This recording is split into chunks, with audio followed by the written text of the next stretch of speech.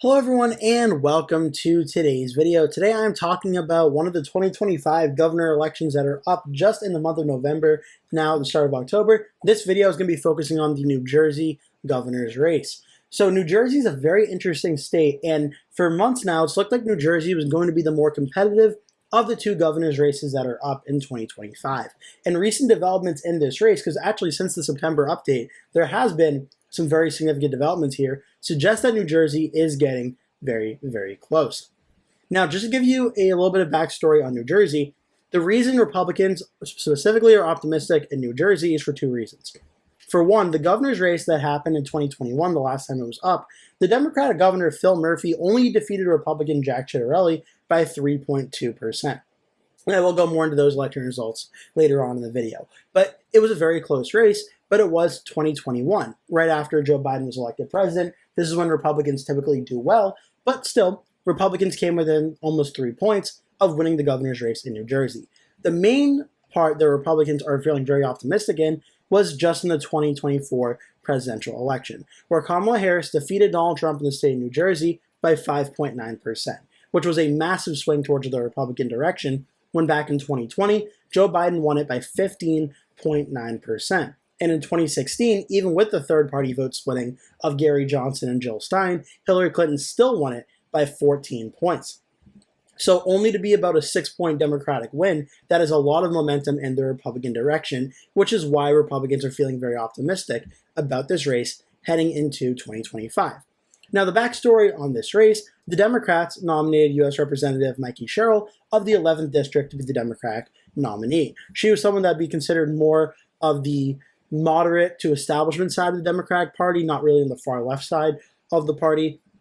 And the Republicans nominated the nominee from 2021, Jack Ciattarelli, to represent them in the general election. Now, Jack Ciattarelli is someone that in the Republican primary often touted his endorsement by President Donald Trump and the closeness to President Trump, while at the same time also trying to win over a lot of moderates, independents, even some Democrats, and some moderate Republicans as well who are not so in favor of the president. So Ciattarelli's been trying to toe that line and get pretty much all aspects of a voting base as he possibly can. Now, going into the general election, what New Jersey was initially looking like to be a pretty competitive race is now shaping up into a very, very competitive race, where the most recent polling averages in this race between Mikey Sherrill and Jack Ciattarelli as the two leading candidates show a very competitive race, with many political prediction websites, Cook Political Report, Inside Elections, Sablo Crystal Ball, Race to the White House, all having this race listed as lean Democrat, expecting a under 5-point victory for the Democrat Mikey Sherrill when everything is said and done. And the polling right now really has gotten a lot closer in the last few weeks. The last time I did this update in September, Mikey Sherrill had around a 6 to 7 point lead in the polling averages. A slew of really good polls have come in for Jack Ciattarelli over the last month or so throughout September, and now the polling averages have Sherrill up about 4.7%. So make no mistake here, despite the race narrowing up, the Democrats are still, I would say, the favorites to narrowly win this race. But the odds of Jack Ciattarelli and the Republicans winning have certainly gotten better throughout the month of September than gotten worse. The Real Clear Politics polling average has Sherrill at 48%, Ciattarelli 43.3%, with still 8.7% voting other or saying they are currently undecided at this current point in time. So though Sherrill does have around a 5-point lead or so, there is more than enough undecided voters for potentially Ciattarelli to win this race, something we saw him do in the polling data last time, where a lot of those undecideds broke for him. If that trend continued in 2025 and happened again, there's more than enough support for Ciattarelli to win. And that's a very important distinction, because Mikey Sherrill right now is polling at 48% of the vote, a very good floor. But when you look at what the Democrats did in 2021 with Phil Murphy, he was polling around 50.5% in the polling average, which meant even if Ciattarelli won all of the 6.8% that were undecided, Murphy still had enough by breaking 50% of the vote to win. And ultimately, it pretty much resounded looking like that. Murphy got 51.22%. The polls only missed his number by roughly 0.7%, but Ciattarelli was the one who seeked to gain a lot. The question is, for 2025, do the polls from 2021 in New Jersey replicate the situation where the Democratic number is pretty spot on and a lot, if not most of the undecideds break for the Republican, or given the fact that 2025 is an election environment with a Republican incumbent president, this should be more of a Democratic-friendly type of election environment for the Democrats. Does that trend continue and go the opposite way, where the Democrats seek a lot of those other undecided voters? That's going to be the real question in New Jersey that decides this race. Because even in the average of averages, Mikey Sherrill is 48.2, Chitterelli 43.3, other undecided 8.5. This race right now is certainly up in the air, but Mikey Sherrill, I still think, has a narrow lead in this race. But there's certainly enough votes out there for Jack Chitterelli to win. The question is going to be ultimately, what do those undecideds do? And that's why I'm spending a lot of time talking about them. Because right now, Chitterelli, just looking at the numbers here, let's go with this, 48.2 to 43.3. These numbers, when you compare it to the 2024 election, really isn't too different than what we've seen thus far. Again, Kamala Harris got 51.8% or so. President Trump got 45.9%. So based on this current polling data with about 1 month to go, Mikey Sherrill getting 48% is less than what Kamala Harris got. Jack Chitterelli getting 43.3% is about 2 points less of what Donald Trump got. So the main question is going to be here, does that 8.5% that's currently undecided, what do they end up doing in this race? That's what's ultimately going to decide it. Now, a vast majority of the most recent polls suggest that the Democrat Mikey Sherrill is leading. For instance, this poll has Sherrill at 50. Even a Republican poll, Qantas Insights, has it a 2-point race, but Sherrill's up 48-46. But some polls she's reaching 50%, some polls she's not. Emerson College, which is a very reputable polling source that's nonpartisan, showed a 43-43 race with still 11% undecided.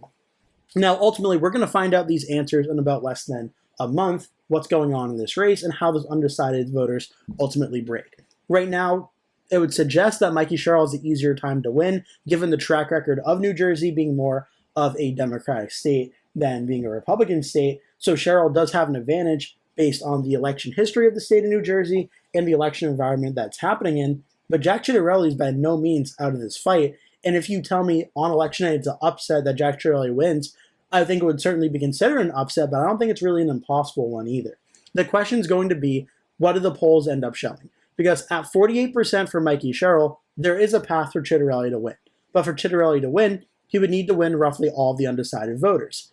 Now, the good news for Chitterelli is, like I mentioned, in 2017, Chitterelli basically already did that. Or in 2021, Chitterelli basically did that, where he went from 42.7 up to about 48%. He won about 6 of the 6.8% that was left out there. So if the election trends that Jack Chitterelli had in 2021 continue, then that very well could open the door for Chitterelli winning. The only difference is this time, it's a Republican president, not a Democratic president, so the odds of that happening would probably be a lot lower than if it was a Democratic president.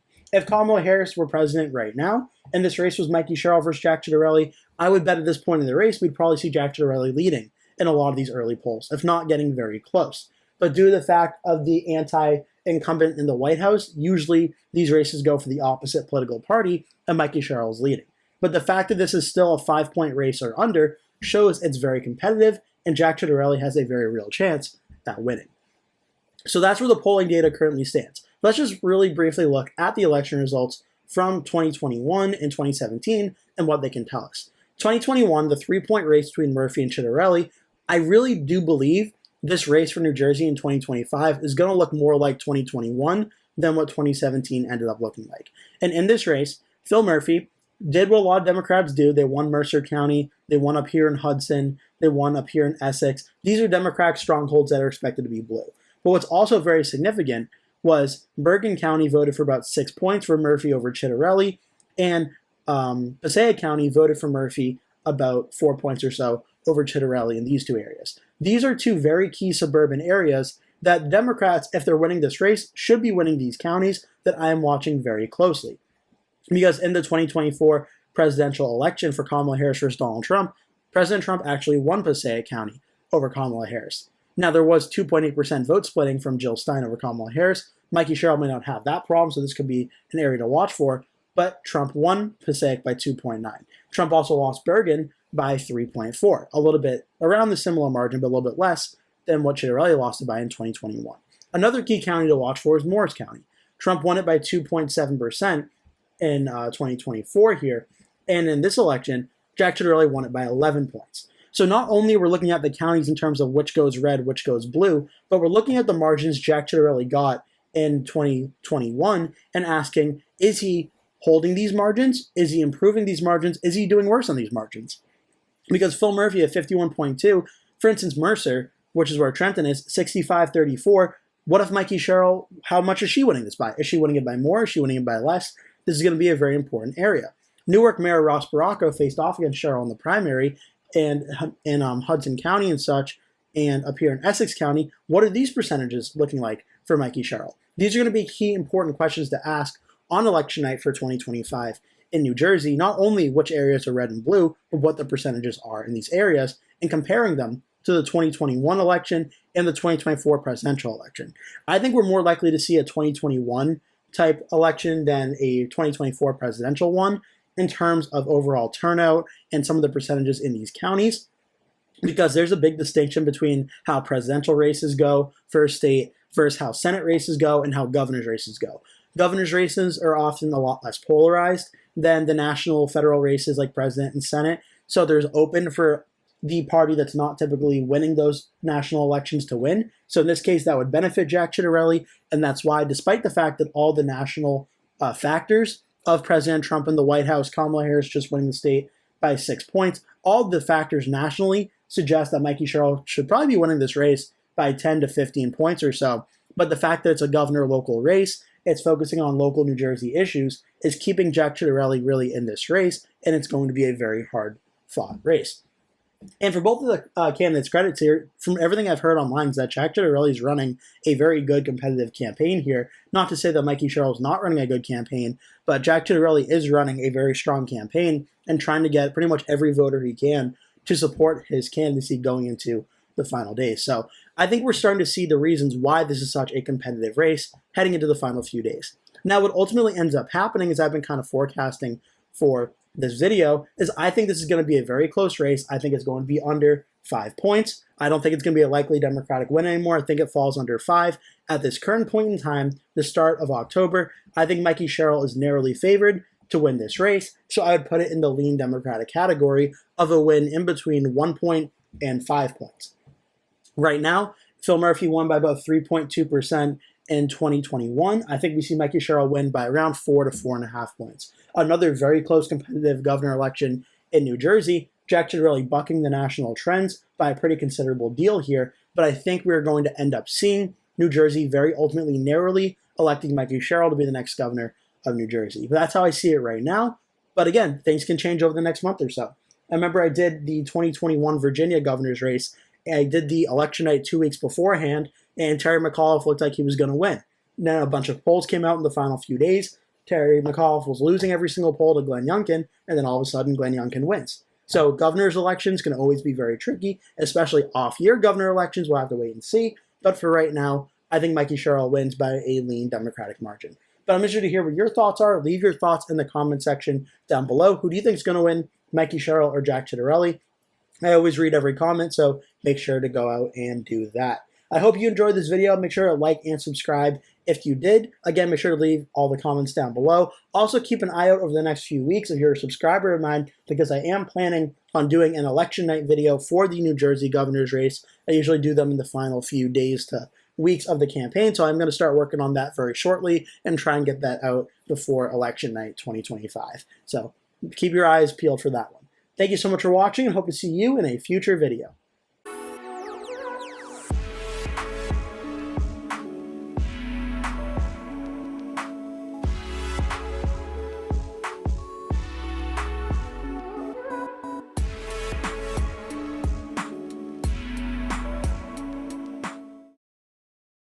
Hello everyone, and welcome to today's video. Today we're going over the governor's race in the Commonwealth of Virginia for the 2025 governor elections. Virginia, along with New Jersey, are the two governor's races that are up in early November. So Virginia is a very interesting race, as this is currently held by Republican incumbent Glenn Youngkin, who won a very close election in 2021 after defeating Democratic former Governor Terry McAuliffe. Now, due to Virginia law, you are term limited as governor to one term consecutively, so it's an open race. Now, as for Virginia, just to give you a brief little look at how it voted in 2024, it voted for Kamala Harris over Donald Trump by 5.8%. that is a likely Democratic win. And interestingly enough, not too different from New Jersey, which voted for Kamala Harris by 5.9%. Now, the only difference here is the overall swing of the state. When you look at the margins, you can compare 2024 to 2020, where New Jersey swung roughly around, let me show this part right here. We saw that New Jersey swung towards Donald Trump by about 10 points. Virginia shifted towards Donald Trump from 2020 to 2024 by about 4.3 points. Now, that's how the presidential level shifted, but in 2021, Glenn Youngkin got 1.9% margin of victory, 50.57, to McCall's 48.64. So obviously now this is going to be an open race. And in the Virginia governor's race, you have two candidates, Winsome Earl-Sears and Abigail Spanberger. And both of them ran essentially unopposed after the Republican candidates that were running did not qualify and meet, I believe, the amount of required signatures. Winsome Sears, the lieutenant governor, became the Republican nominee.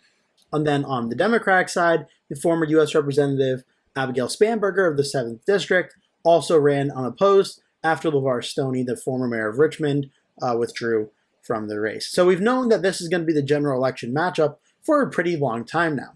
Now we're on to the general, where the polling and predictions on this one look like it's a pretty big get for the Democrats. Cook Political Report, Sablo Crystal Ball, and Race to the White House all have it as likely for the Democrats. Inside Elections has it as lean for the Democrats. So again, this would be a flip going from a red governor, Republican governor, to a Democratic governor. And when you look at the polling in this race, it makes a lot of sense. Right now in the Real Clear Politics polling average, Abigail Spanberger has 49.8% to Winsome Sears 41.9%, with 8.3% undecided or other at this current point in time. Spanberger leading by about 8 points in the polls. The Decision Desk HQ average has Spanberger at 49.6, Sears 43.2, with 6.4% lead for Spanberger with 7.2 undecided. In Race to the White House, the most decisive of the three, having Spanberger at 51.1, Sears 42.4, 6.5% undecided, 8.7% lead for Spanberger. An average of the three has Spanberger at 50.2, Winsome Sears 42.5, and undecided 7.3%, for an overall lead of 7.7%. So across all the polling averages, it's been a very consistent and clear Abigail Spanberger lead over Winsome Sears. Now, the only development that's changed in the month of September now going into October is that the floor for Winsome Sears has seemed to risen by about a few points. Where if you go back a few months or so, you saw Sears getting in the high 30% or so. Now in most polls, you're seeing her get around 42, 43% of the vote, and that's where things pretty much stand here.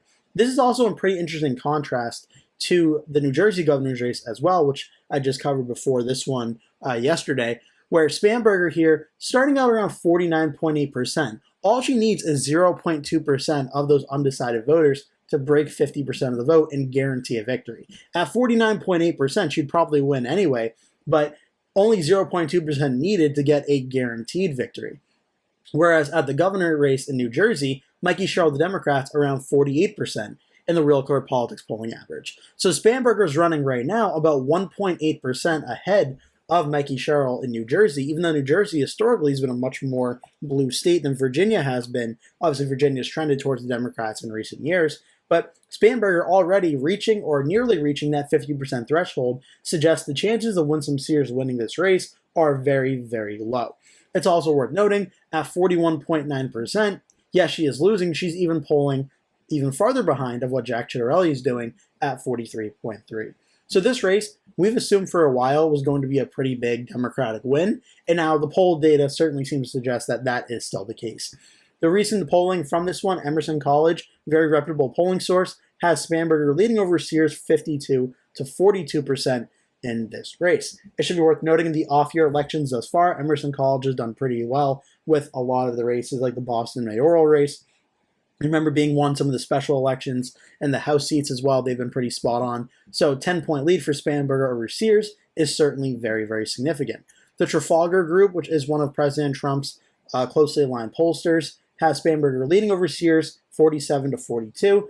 And if you use the average trick that I use for weighted polls, which is that when it's a poll affiliated with a Republican or Democrat campaign or pollster or such, I usually shift it 5 points in the opposite direction to account for the bias of the poll. That would put Spanberger right around that 10-point Democratic win.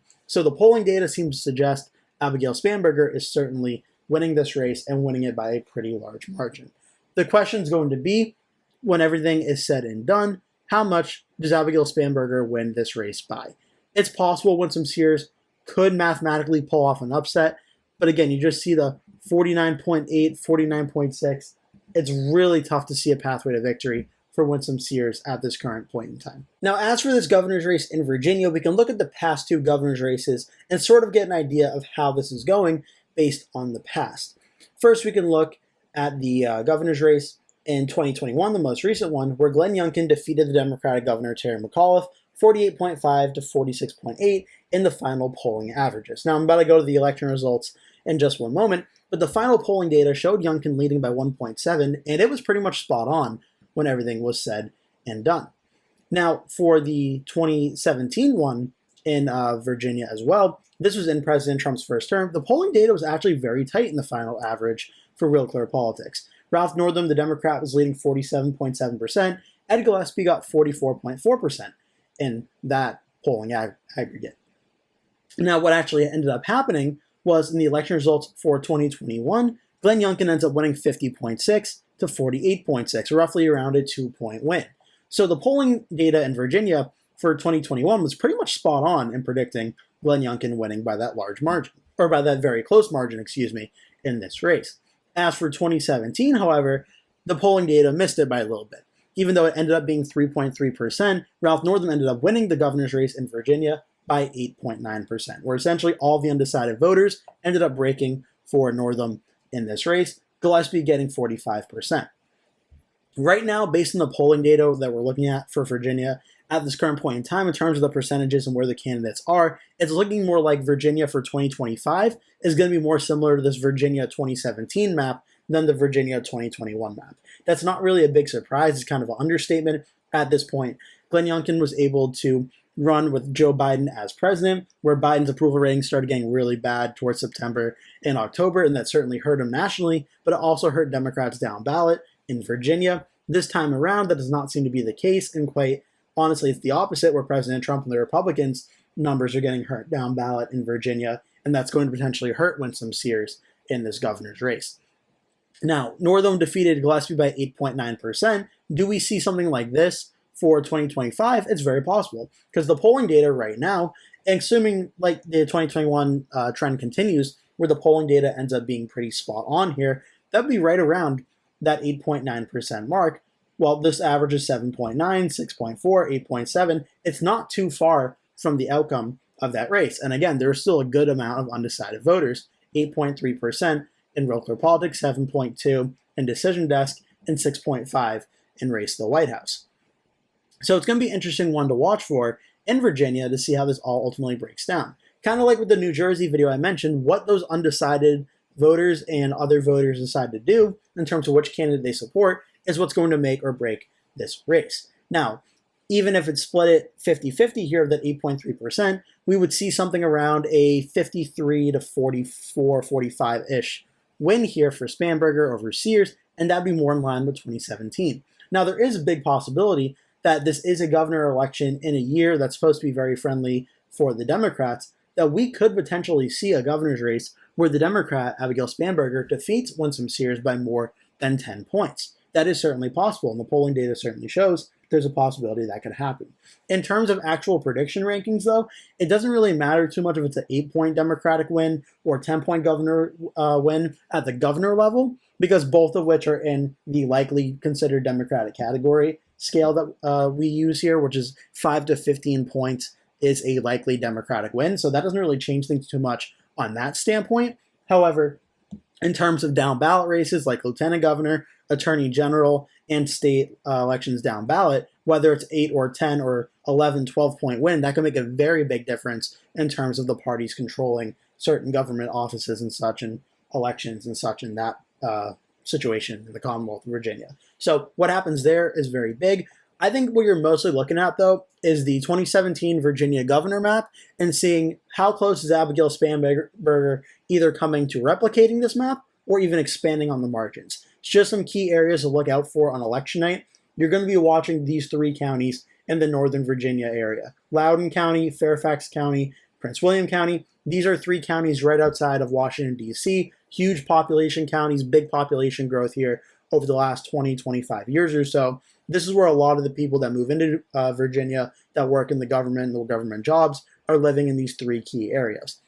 And especially after the government shutdown and a lot of them getting laid off at the start of President Trump's first term, that could certainly spike turnout in these areas as well, where these blue margins like Loudoun County was a 20-point win for Northam over Gillespie. In 2024 for Trump versus Harris, Trump actually, let me pull up the 24 results here, it actually was around a 16-point win. So 4 points better than what the governor's race in 2017 was. That's an important area to watch for, especially to see how Abigail Spanberger is performing in those numbers. Now, it is, as again, I've been pretty doom or gloom on Winsome Sears' chances in this race because I really don't believe Winsome Sears has a chance of winning this race in all likelihood. But you could be looking as well at the 2021 map and saying, well, can Winsome Sears replicate an 11-point loss in Loudoun County, a 30-point loss in Fairfax, a 15-point loss in Prince William? It is technically possible because Glenn Youngkin just did it in 2021. But the way the race is shaping up right now, it really does not seem very likely that Winsome Sears will even come close to sniffing what Glenn Youngkin got in 2021. I think the 2017 map is the most sense for what the map will end up looking like. But again, we'll have to wait and see how it all goes. But again, 8.9%, Democrat Spanberger could win by even more than that. She could win by less than that. We'll have to wait and see. But you're looking at Loudoun, you're looking at Prince William, and you're looking at Fairfax. You're also looking down here in Virginia Beach. If Virginia Beach is going blue, that likely means Winsome Sears is not going to have a chance at winning this race. And a very close election like Glenn Youngkin had, where he won in 2021, Virginia Beach was red, Chesapeake was red, and the margins in Suffolk were a lot smaller. If these 3 are all going blue, very good chance we're seeing Abigail Spanberger win, and win pretty early into the night. That's also another important note to make for Virginia, is its polls close, I do believe, at 7 p.m. Eastern Standard Time. So in terms of when we should start getting results, around 7 p.m. is when we're going to start seeing the polls close and start seeing results trickle in there. So we should find out probably pretty early on in the night if the polling data is correct. We should probably know by around like 8 o'clock, probably at like the latest or maybe even earliest, depending. 8 o'clock, 8:30, we should have a pretty good idea at who's winning this race and maybe who won this race. I don't think it gets called immediately the polls are closed, but I think within the hour, I wouldn't be shocked if it did. But DC suburbs, Virginia Beach, 2 key areas I'm watching. As for my prediction for this race, this is really no much of a surprise. You've heard me talk about this in this video. I have it going likely for the Democrat, for Abigail Spanberger, in between 5 and 15%. How it ultimately shakes up is going to be a wait and see here. It could break 10%. The polls certainly suggest it could break 10%. Right now, I have it right around that number, right around that 9.5 to 10-point margin.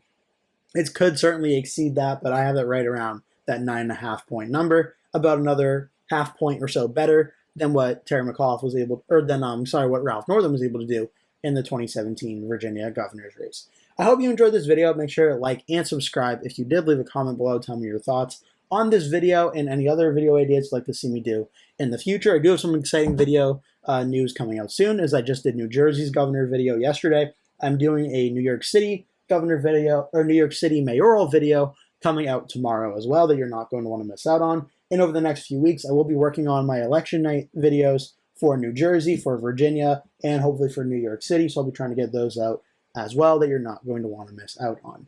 I hope you enjoyed this video. Again, make sure to hit like and subscribe if you did, and I hope to see you in a future video.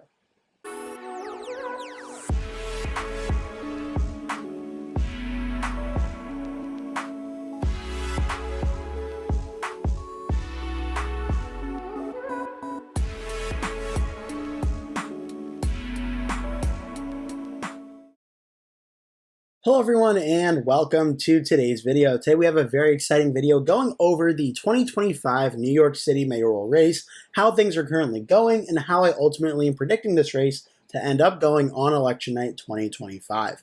So let's get things started. Right now in the New York City mayoral race, if you've been following it, you know the 3 leading candidates in the race right now are the Democrat candidate Zohran Mamdani, Republican candidate Curtis Sliwa, and independent candidate, former governor of the state of New York, Andrew Cuomo. Now, there has been some very important developments in this race since the last time I did a video predicting this race and covering it. Most recently, on September 28th, 2025, so just a little over a week to 2 weeks ago, Eric Adams, the incumbent mayor of New York City, he was first elected back in 2021 as a Democrat, has withdrawn from the race. Now, his name will still be on the ballot as he's waited a little too long after the system to play out for him to get off the ballot, but Adams has officially withdrew his name from the race. So what this essentially does is leave a three-person race between Zohran Mamdani, Andrew Cuomo, and Curtis Sliwa. And this is where the polling average currently sits, both from Real Clear Politics and from Decision Desk HQ, which is the most recent polls of Zohran Mamdani right around 44.5% or so in both of them.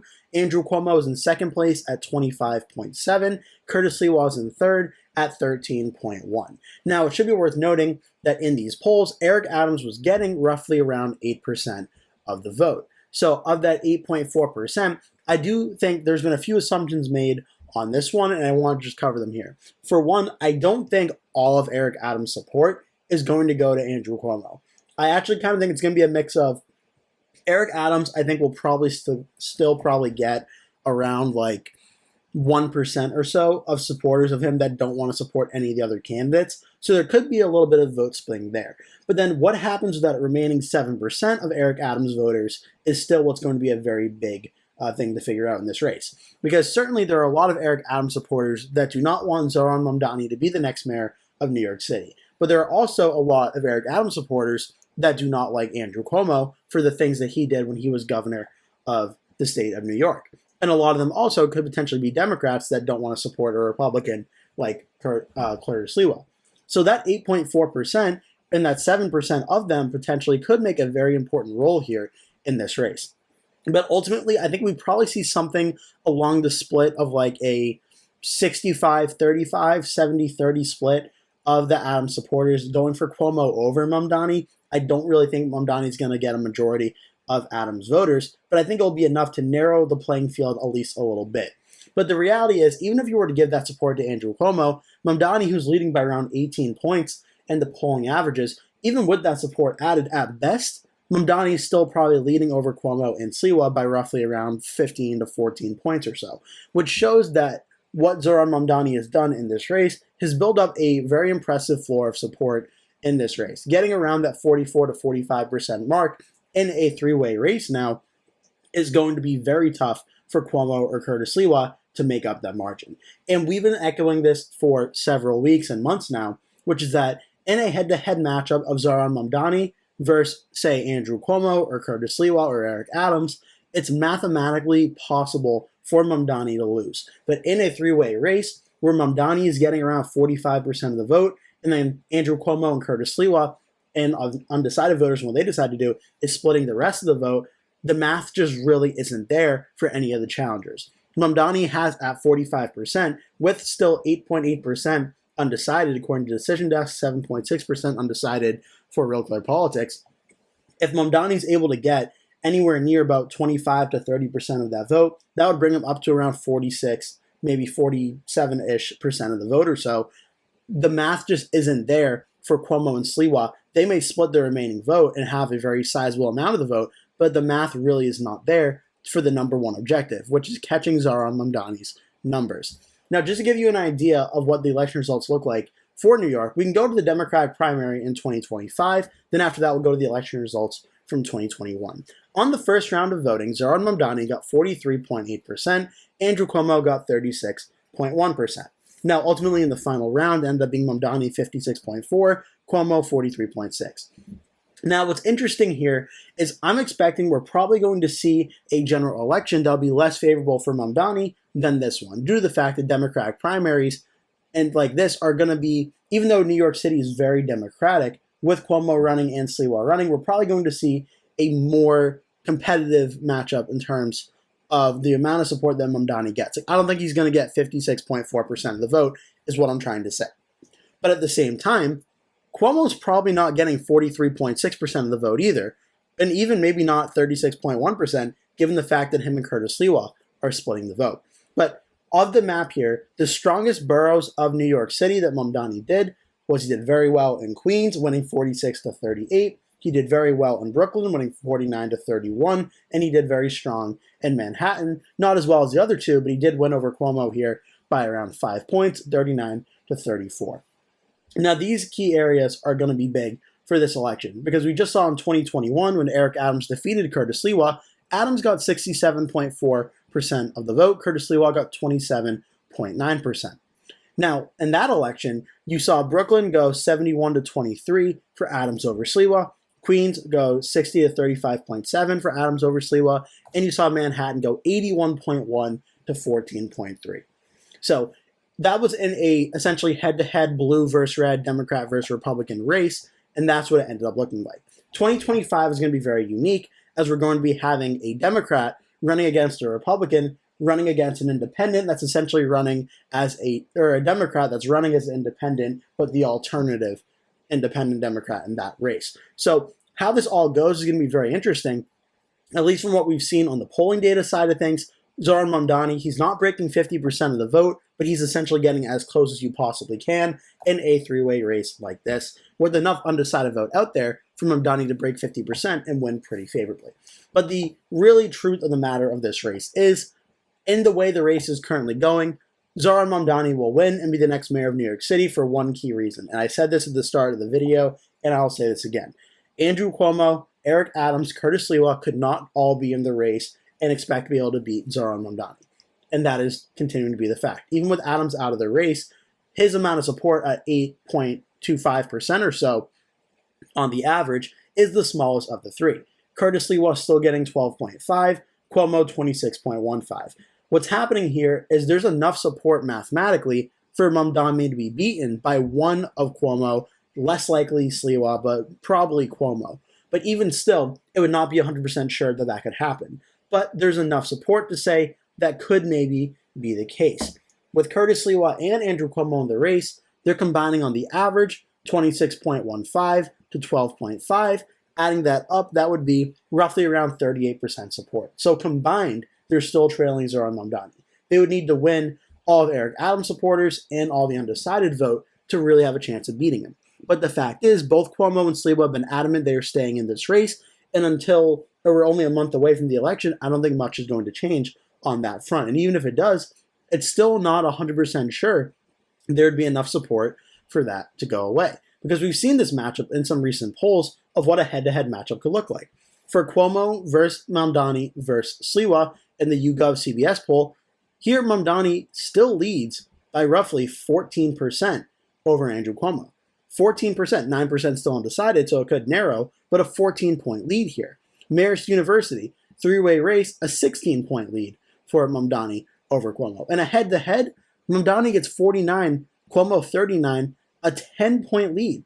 So yes, Mamdani versus Cuomo in a head-to-head matchup would be closer than the current matchup we're getting now, but it is still a pretty sizable win for Mamdani over Cuomo, which is why you see as this race is getting closer and closer to Election Day, even if everything went perfect for Andrew Cuomo and Curtis Sliwa dropped out, Eric Adams already has, a lot of New Yorkers still don't want to vote for Andrew Cuomo, and it seems to be for how he did as governor. So as the best alternative to Mamdani, it may not even matter, as Mamdani's support seems to be starting around 44-45%, and then Cuomo's is starting at a much lower in the 20s and such. Now, Emerson College, that did a poll on September 7th, 2025, shows these numbers as well. Now, theirs was more competitive. Mamdani had 47, Cuomo went up to 40, and 13% was undecided. But again, Mamdani still had a 7-point lead here. So in this situation, though it's a lot more competitive, you'd rather be Mamdani than Cuomo, seeing as Cuomo has a lot more support to win than Mamdani does, and that 13% undecided things can get dicey very quickly. It also shows in the matchup of Mamdani versus Curtis Sliwa that Mamdani wins by a lot, 52-28, still 20% undecided, but Mamdani starts out with enough support to win. The only way this race becomes remotely competitive in the next month is if Curtis Sliwa drops out of the race and pledges his support for Andrew Cuomo, and Eric Adams, who has dropped out and has refused to pledge his support for Cuomo, does the same as well. Because at this current point in time, Cuomo and Sliwa are splitting the anti-Zohran vote, and Zohran's getting such a large enough vote support anyway, it may not even matter. The question at this point for me is not whether Zohran Mamdani will win or not. The question is, how much will Zohran Mamdani win by? And that's what it's ultimately coming down to. Right now for the election, I think it's something around, because I do think with Adams out of the race, I think the margins are going to narrow up a little bit. So much so that I think Zohran Mamdani will actually fall a little bit below that 15-point margin for a safe win. So right now, the current prediction here, let me find the New York map, that I have Zohran Mamdani winning the New York City mayoral race by a likely Democratic margin, which is in between a 5 and 15-point win. I don't think at this current point in time he breaks 15 points, though I think he certainly could.